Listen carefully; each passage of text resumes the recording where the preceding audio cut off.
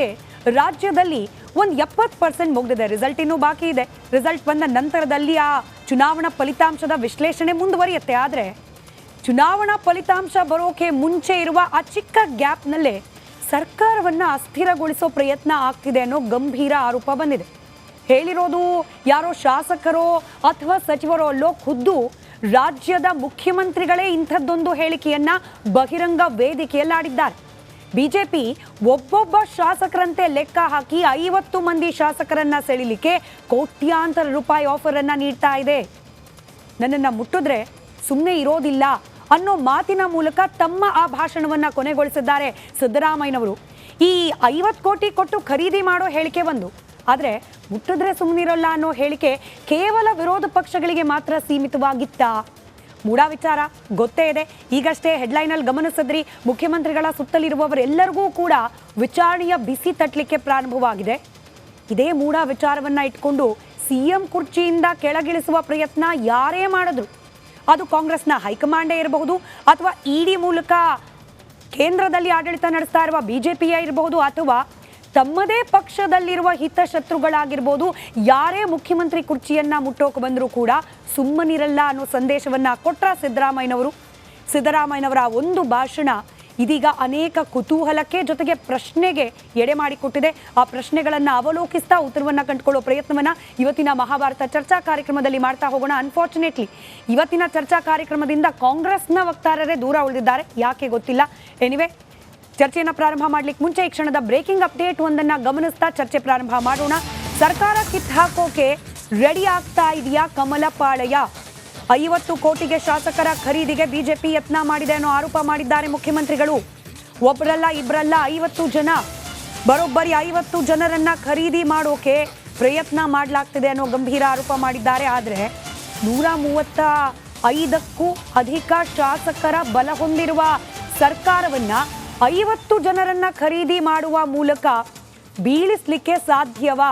ಇದು ಕೇವಲ ಗಣಿತದ ಲೆಕ್ಕಾಚಾರ ಅಲ್ಲ, ರಾಜಕೀಯ ಲೆಕ್ಕಾಚಾರವನ್ನ ಕೂಡ ಇಟ್ಕೊಂಡು ಈ ಪ್ರಶ್ನೆ ಮೂಡ್ತಾ ಇದೆ. ಸಿದ್ದರಾಮಯ್ಯನವರ ಈ ಹೇಳಿಕೆಯಲ್ಲಿ ಸತ್ಯ ಅನ್ನೋದು ಇದೆಯಾ? ಇದ್ರೆ ಎಷ್ಟು ಪಾಲು? ಈ ಚರ್ಚೆಗೆ ಕಾರಣವಾಗಿರುವ ಸಿದ್ದರಾಮಯ್ಯನವರ ಒಂದು ಹೇಳಿಕೆಯನ್ನ ಗಮನಿಸಿ, ಇದಕ್ಕೆ ಪೂರಕವಾಗಿ ಉಪಮುಖ್ಯಮಂತ್ರಿಗಳು ಕೂಡ ಹೇಳಿಕೆಯನ್ನ ನೀಡಿದ್ದಾರೆ. ಅದೆರಡನ್ನ ಗಮನಿಸಿ ನಂತರದಲ್ಲಿ ಚರ್ಚೆ. ಈ ಸಾರಿ ಹೇಗಾದರೂ ಮಾಡಿ ಸಿದ್ದರಾಮಯ್ಯ ಸರ್ಕಾರ ಕಿತ್ತಾಕಬೇಕು ಅಂತೇಳಿ 50 ಕೋಟಿ ರೂಪಾಯಿಗಳನ್ನು ಒಬ್ಬೊಬ್ಬ MLAಗೆ ಆಫರ್ ಮಾಡೋದು. 50 ಕೋಟಿ, 50 ಜನ MLAಗಳಿಗೆ 50 ಕೋಟಿ ಕೊಡ್ತೀವಿ ಅಂತ ಎಲ್ಲಿಂದ ಬರ್ತದೆ ಈ ದುಡ್ಡು? ಹೌದು, ಮಾಡ್ತಾ ಇದ್ದಾರೆ. ಅದಕ್ಕೆಲ್ಲ ನಮ್ಮ MLAಗಳ ಹತ್ರ ಮಾತಾಡಿದ್ದಾರೆ. ಕೆಲವು MLAಗಳೆಲ್ಲ ಬಂದು ಮುಖ್ಯಮಂತ್ರಿಗಳಿಗೆ ತಿಳಿಸಿದ್ದಾರೆ. ಅದನ್ನು ಅವರು ತಮ್ಮ ಹತ್ರ ತಿಳಿಸಿದ್ದಾರೆ. ಮಿಕ್ಕಿದ ವಿಚಾರನ ನಾನು ನಿಮಗೆ ಅದಾದ್ಮೇಲೆ ತಿಳಿಸ್ತೀನಿ. ನಾನು ಹೌದು, ಮಾಡ್ತಾ ಇದ್ದಾರೆ. ಅದಕ್ಕೆಲ್ಲ ನಮ್ಮ MLAಗಳ ಹತ್ರ ಮಾತಾಡಿದ್ದಾರೆ. ಕೆಲವು MLAಗಳೆಲ್ಲ ಬಂದು ಮುಖ್ಯಮಂತ್ರಿಗಳಿಗೆ ತಿಳಿಸಿದ್ದಾರೆ. ಅದನ್ನು ಅವರು ತಮ್ಮ ಹತ್ರ ತಿಳಿಸಿದ್ದಾರೆ. ಮಿಕ್ಕಿದ ವಿಚಾರನ ನಾನು ನಿಮಗೆ ಅದಾದ್ಮೇಲೆ ತಿಳಿಸ್ತೀನಿ. ನಾನು ಹೌದು, ಮಾಡ್ತಾ ಇದ್ದಾರೆ.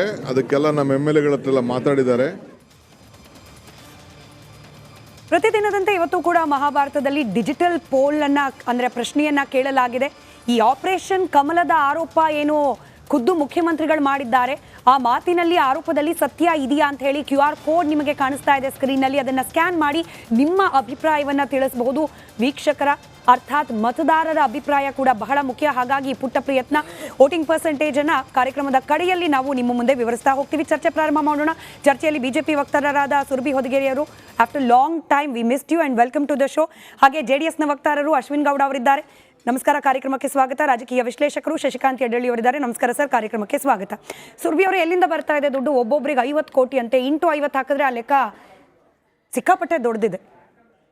ಯಾರು ಆರೋಪ ಮಾಡ್ತಾ ಇದ್ದಾರೋ ಅವ್ರು ಉತ್ತರಿಸ್ಲಿ, ಹೇಳಿ ದಯವಿಟ್ಟು.